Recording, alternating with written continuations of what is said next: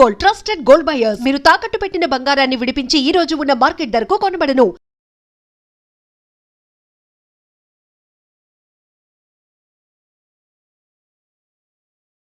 నమస్కారం, welcome to I dream. ధర్మ మార్గం విత్ విజిత కార్యక్రమానికి స్వాగతం.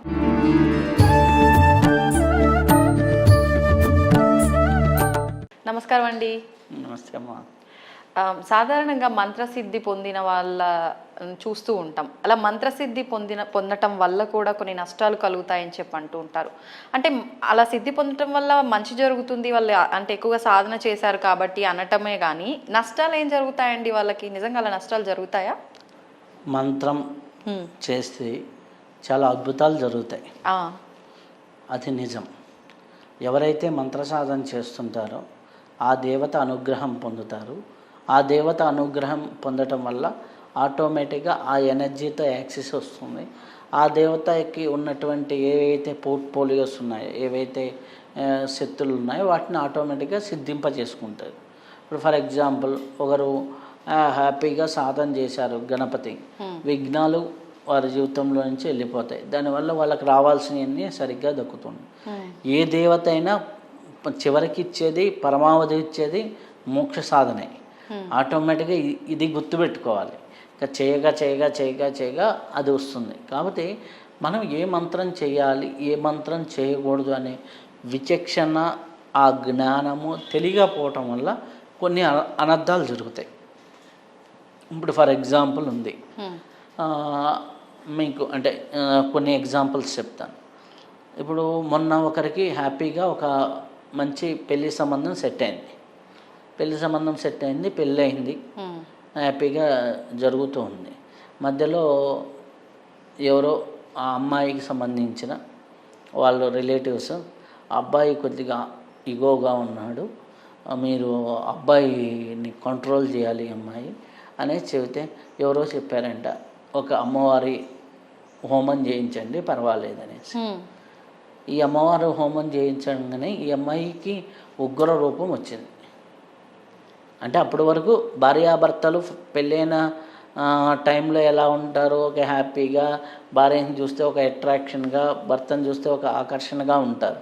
అలాంటి సిచ్యువేషన్ కాస్త పోయి ఈమెకి ఏమైపోయింది, తీసుకెళ్ళి ఒక ఉగ్ర దేవత హోమం చేయటం వల్ల ఆ ఉగ్ర స్వరూపాలు, ఉగ్ర లక్షణాలు వస్తాయి. అంటే పూజ చేసినంత మాత్రం వస్తాయి, ఆ లక్షణాలు వస్తాయి. మీ లక్షణాల ఉపాసన అంటే దేవుడు దగ్గరగా ఉండి ఆ ఆసన, ఆ సిద్ధుల్ని, ఆ యొక్క లక్షణాలని నింపుకోవడమే కదా. ఆటోమేటిక్గా ఆ ఉగ్ర రూపం అనేది అమ్మాయికి వచ్చింది.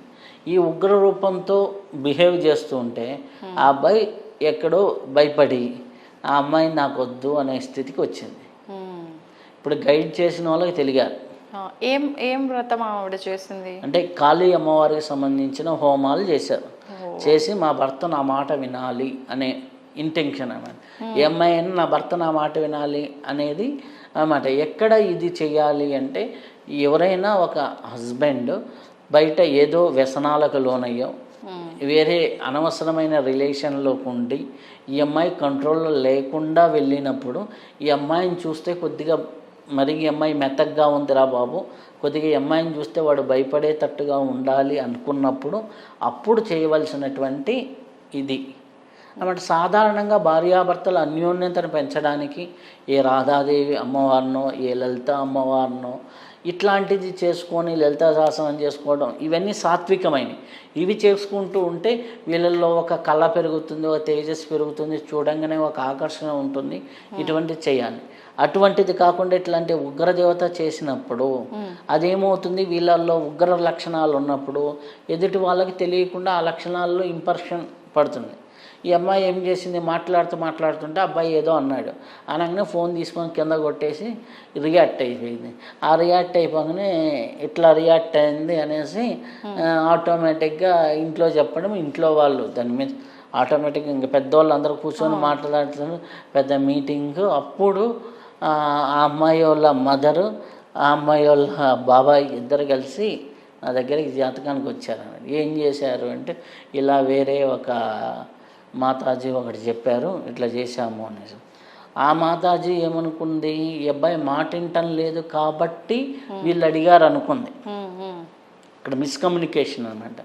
సో అంటే ఏది మనకు అవసరము, ఎంత డోసేజ్ అవసరం. ఇప్పుడు మీకు చిన్నపిల్లవాడు ఉన్నాడు, వాడు డోలో 650 వేసామనుకోండి, వాడికి ఇబ్బంది. దాంట్లో ఆఫే వేయాలి చిన్నపిల్లోడికి అన్నప్పుడు డోస్ ఎక్కువైపోతుంది. ఆ డోసేజ్ ఎంత ఇవ్వాలి అనేది తెలియకుండా సాధన చేయటం వల్ల ఒకవేళ అవి యాక్టివేట్ అయితే ఉంటుంది. ఇంకొక భయంకరమైన నిజం చెప్తాను. ఒక 3 years బ్యాక్ నా దగ్గరికి ఒకరు వచ్చారు. వారికి ఒక గురువు గారు కాళికా అమ్మవారి మంత్రమే ఇచ్చారు. ఇస్తే ఆమె బాగా చేసింది. రోజుకి 2-3 గంటలు 3-4 గంటలు అట్లా చేసి ఒక 5-6 ఏళ్ళుగా బాగా చేసింది. ఆ అమ్మాయి ఆమె చేత్తో ఎవరైనా బాగాలేదన్న వాళ్ళకి విభూతి ఇచ్చినా కానీ, కుంకుమ ఇచ్చినా కానీ చాలా బాగుంటుంది. అంటే ధైర్యం లేదు, సైకలాజికల్ ఇష్యూస్ ఇట్లాంటి వాళ్ళందరికీ ఇచ్చేది. అయితే వాళ్ళ ఒక్కడే ఒక కొడుకు ఆమెకి. వాళ్ళ ఫాదర్ని ఏదో టక్మని అంటారు కదా మామూలుగా, ఏదో మాట జారి అన్నాడు. ఆమె ఫ్లోలో రోడ్డు మీద పడి కుక్క చావు చేస్తావరా అంది. అంటే మామూలుగా ఓరల్గా తిట్టేసింది. ఆఫ్టర్ 40 minutesలో లారీ కొట్టేసి అబ్బాయి స్పాట్ డెడ్. అదేంటండి అంత పవర్ ఉందా మాటకి? ఆమె మంత్రసిద్ధి, మంచి వాక్సిద్ధిని సంపాదించుకుంది సాధన చేసి చేసి చేసి. యూనివర్సిటీ దాన్ని యాక్సెప్ట్ చేసి ఇవ్వాలి కదా. ఆమె అన్నంత మాత్రాన సరే ఆమె మాటకు ఉంది, ఈయన ఆయుష్ కూడా ఉంటుంది కదా. అది ఉన్నా కానీ ఒకవేళ ఆయుష్లో గండాలు ఉన్నప్పుడు మంత్రం చేస్తే ఎలాగైతే ఆ గండాలన్నీ మృత్యుంజయ మంత్రం చేస్తే మార్కండేయుల దగ్గర నుంచి ఈ రోజు వరకు ఎవరికైనా ప్రాణహాని ఉంది అంటే మృత్యుంజయ హోమం చేస్తే ఎలాగైతే తొలగిపోతుందో, అలాగే మంత్రసిద్ధి కలిగిన వాడే ఋషితత్వం అంతే. యూనివర్సిటీ యాక్సెప్ట్ చేస్తుంది, మ్యానుఫ్యాక్చర్ చేస్తుంది.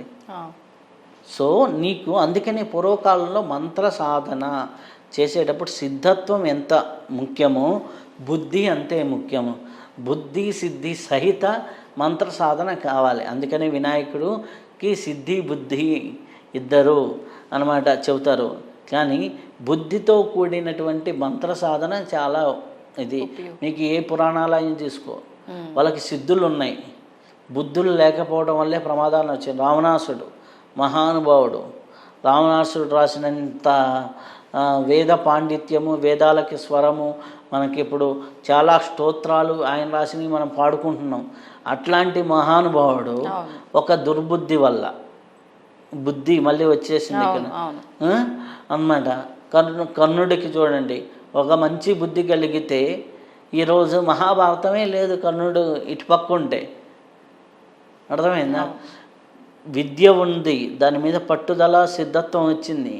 అది ఇప్పుడు సైంటిస్టుల్లో చాలామంది వైరస్ సృష్టిస్తున్నారు. అంటే సృష్టించగలిగే సిద్ధి ఆయనకు వచ్చింది. అది ఎడ్యుకేషన్ రూపంలో కానీ దేని రూపంలో కానీ దానికి సరైన నాలెడ్జ్ ఉంటే. ఇప్పుడు ఏపీజే అబ్దుల్ కలాం గారు ఉన్నారు, మంచి శాలరీస్ మళ్ళీ మంచి ఇది అవుతుందని నాసాకు వెళ్ళిపోతే. అర్థమైందా? సిద్ధత్వం ఓకే, దానికి ఒక నిబద్ధత అనేది ఉండాలి కదా, ఉండాలి.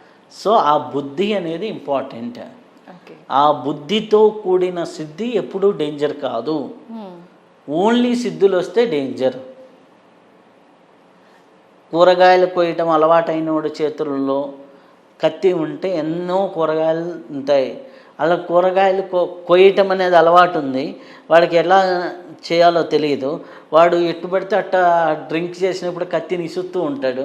వాడి చేతిలో కత్తి ఎప్పటికీ ప్రమాదమే. అవును. దాన్ని ఎలా వాడాలి, ఎప్పుడు వాడాలి, ఎంత డోసేజ్లో వాడాలి, ఎక్కడ ఎలా ప్రయోగించాలి అని తెలిసిన వాడికి మంత్ర సిద్ధత్వం వస్తే అది వాడికి అదృష్టం అవుతుంది, వాడికి వరం అవుతుంది. లేదు సిద్ధి వచ్చింది అంటే అయిపోయింది. సో ఈ రెండు బ్యాలెన్స్ అవ్వాలి.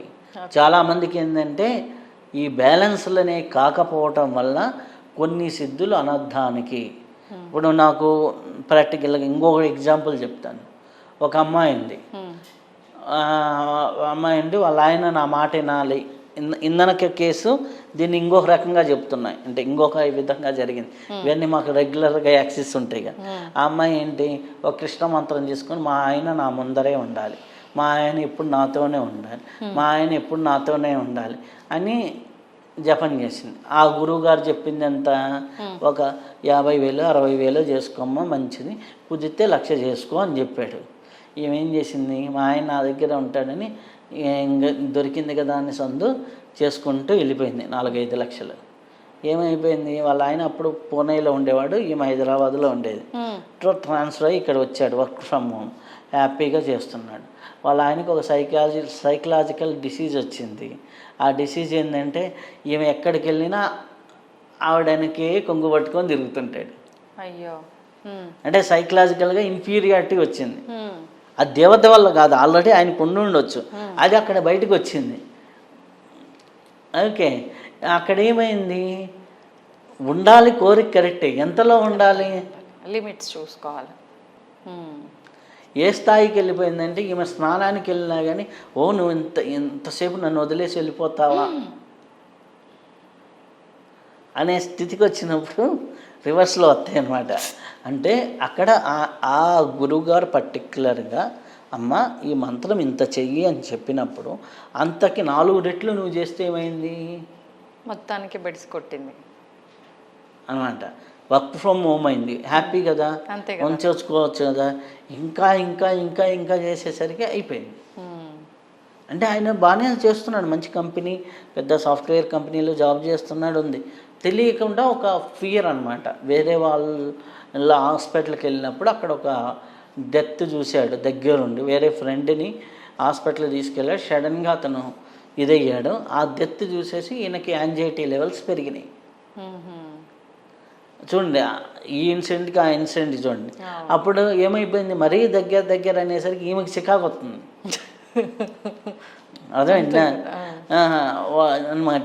ఎందుకు వచ్చారు మన దగ్గరికి అంటే, ఒక పెళ్ళికి వెళ్ళారు. పెళ్ళికి వెళ్తే ఆమెను పక్కకు వదలడానికి కూడా ఈయన వదిలిపెట్టలే. వదిలిపెట్టగా ఆమెకే చికాకు వచ్చింది అనమాట. సో ఇట్లాంటి సందర్భాలు మనకు ఉంటాయి. చూడండి, చిన్నవే చేయాల్సినంత చేసుకుంటే బాగుంటుంది. ఓకే, ఇంట్లో ఎప్పుడు 24 hours మొగుడున్నా బాగుండదు. ఎవడికి ఉండాల్సిన ఫ్రీ టైం వాళ్ళకు ఉంటే బ్రీతింగ్ టైం దొరుకుతుంది, లేదంటే అది కూడా ఇబ్బందే, తలనొప్పిగానే మారుతుంది. కాబట్టి గురువులు చెప్పినంత చేసుకోండి, ఎంతవరకు చేయాలో చేయండి, విచక్షణతో చేయండి, ఎలా చేయాలో విధి విధానాలు తెలుసుకొని చేయండి. ఏదో ఇది గ్రేట్ అన్నారు కదా అని చేయటం, ఫ్యాషన్గా ఒక దేవత పేరు తెలియగానే అది చేసేయడం, హ్యాపీగా ఇబ్బందులు కొని తెచ్చుకోవడం అవుతుంది. సో దాన్ని న్యూట్రలైజ్ చేయాలి అంటే చాలా కష్టం. అంటే ఏదైనా ఏం చేస్తున్నాం అనే ఒక ఎరుకతో చేస్తే ఉత్తమం. అంతే. ఒక ముద్ద తింటే మంచి అన్నం, హ్యాపీగా ఒక ముద్ద తిన్నారంటే హ్యాపీ, 2 ముద్దలు తిన్నారంటే కష్టం, 3వ ముద్ద తింటానంటే అజీర్తి అయ్యి 4 రోజులు అన్నం తినకుండా అడ్డం పడతారు. ఇది కూడా అంతే. ఎంత డోసేజ్లో చేయాలి, ఎలా చేయాలి. కొన్ని మంత్రాలు ఉంటాయి, అవి ఎంత చేసుకున్నా అద్భుతాలు. కొన్ని మంత్రాలు గురుత ఇచ్చే మంత్రాలు కొన్ని ఉంటాయి. కామిక మంత్రాలన్నీ కూడా జాగ్రత్తగా చేసుకోవడం చాలా ఇంపార్టెంట్. అంటే కోరికల కోసం చేసుకునే మంత్రాలు. ఇప్పుడు మామూలుగా గాయత్రి మంత్రం ఉంది, నువ్వు ఎంత సాధన చేసుకుంటే అంత ఉత్తమం.